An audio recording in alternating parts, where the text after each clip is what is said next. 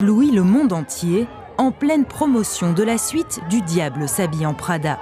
Meryl Streep est au sommet de la mode et elle va même faire la couverture de Vogue avec l'ancienne rédactrice en chef Anna Wintour, celle dont le personnage de Meryl Streep est inspiré. Cool shoes.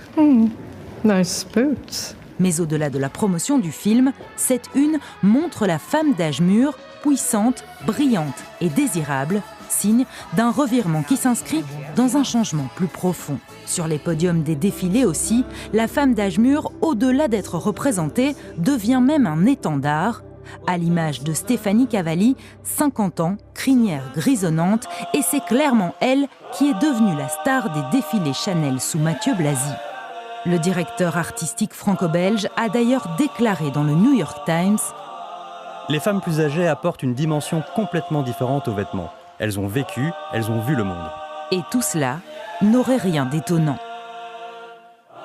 On est face à un vieillissement de la population et donc forcément les cibles des marques évoluent et ce ne sont plus nécessairement les jeunes de 20 ans qui sont le cœur de cible des marques, c'est aussi les dames d'une cinquantaine d'années qui sont aussi des dames qui ont un pouvoir d'achat et qui deviennent des cibles privilégiées. Donc, les mettre à l'honneur et en tant qu'égérie, c'est permettre aux clientes de s'identifier. La femme d'âge mûr est aussi égérie. Twiggy a été choisie par Burberry pour incarner sa nouvelle campagne.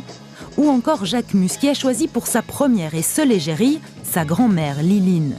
Cette évolution ne serait que le reflet de l'évolution de la société. Je pense même que si les marques ne le faisaient pas, elles seraient sanctionnées par ça. On en a beaucoup parlé avec les stéréotypes de poids aussi, mais de chaque fois qu'on met des gens extrêmement minces en valeur, c'est quelque chose qui fait l'effet inverse. Je pense qu'on pourrait avoir ce même effet avec l'effet âge. La mode semble donc avoir bien pris conscience de l'importance de visibiliser la femme d'âge mûr dans une stratégie d'image et économique, alors que le secteur du luxe fait face à des difficultés financières depuis un moment.